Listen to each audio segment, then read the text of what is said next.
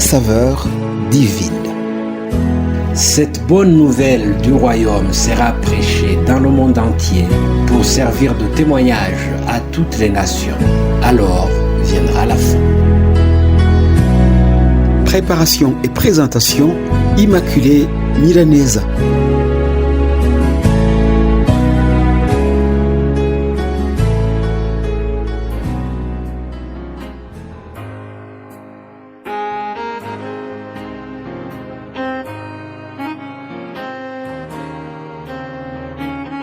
Ma très chère famille Saveur Divine, et vous tous mes très chères auditrices et auditeurs d'aujourd'hui, recevez mes salutations les plus fraternelles ce mercredi 16 décembre. C'est ici la journée que l'Éternel a faite. Soyons dans l'allégresse et la joie. Je vous conseille d'écrire ce verset sur les murs de votre cœur et qu'il soit votre slogan à chaque lever du jour. Oui, nous devons déclarer les bonnes choses sur notre journée. Disons comme David, « Seigneur, aujourd'hui tu rends mes pieds semblables à ceux des biches, tu me places sur les lieux élevés, tu me donnes le bouclier de ton salut, ta droite me soutient et je deviens grand par ta bonté.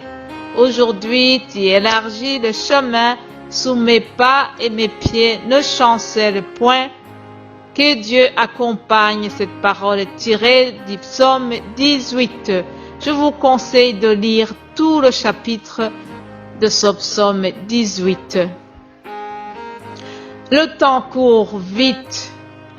La preuve est que nous sommes déjà à la fin de cette année qui a été très difficile pour toute la planète. Oui, dans 15 jours, nous allons tourner la page de 2020 et je vous prie de la laisser derrière vous. Suivons ce conseil de l'apôtre Paul dans ce passage de Philippiens chapitre 3, versets 12 à 14. Il dit ceci. « Ce n'est pas que j'ai déjà remporté le prix ou que j'ai déjà atteint la perfection, mais je cours pour tâcher de le saisir, puisque moi aussi j'ai été saisi par le Christ. Frère, je ne pense pas l'avoir saisi, mais je fais une chose, oubliant ce qui est en arrière et me portant vers ce qui est avant. Je cours vers le but pour remporter le prix de la vocation céleste de Dieu en Jésus-Christ. » Bien-aimés de Dieu, la vie chrétienne ainsi que tout le cheminement de la foi est une course vers la perfection. Oui, la perfection, c'est la conformité à l'image de Christ.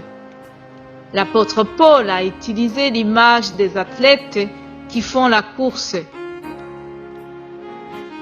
Dans sa grande humilité, il avoue qu'il n'a pas encore atteint son objectif de ressembler à Christ.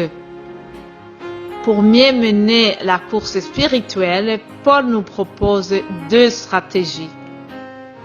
La première stratégie, c'est oublier le passé, tourner la page et fixer nos yeux vers l'avenir. Ma sœur, mon frère, peut-être que tu as eu beaucoup de blessures dans ton passé et qu'elles ont du mal à se cicatriser. Tu as eu des déceptions, provoquant même des frustrations, et tu es rongé de l'intérieur. J'ai une bonne nouvelle pour toi aujourd'hui. C'est qu'à la croix, Jésus a porté nos souffrances physiques et morales. Alléluia. Il est venu pour guérir les cœurs brisés. Oui, Jésus est venu pour guérir nos blessures, pour restaurer nos cœurs. Alléluia. Si tu reçois Jésus aujourd'hui, tu seras restauré. Demain, je vais vous donner une deuxième stratégie. En attendant, je vous souhaite de passer une excellente journée. Vous êtes bénie au nom de Jésus-Christ. Amen.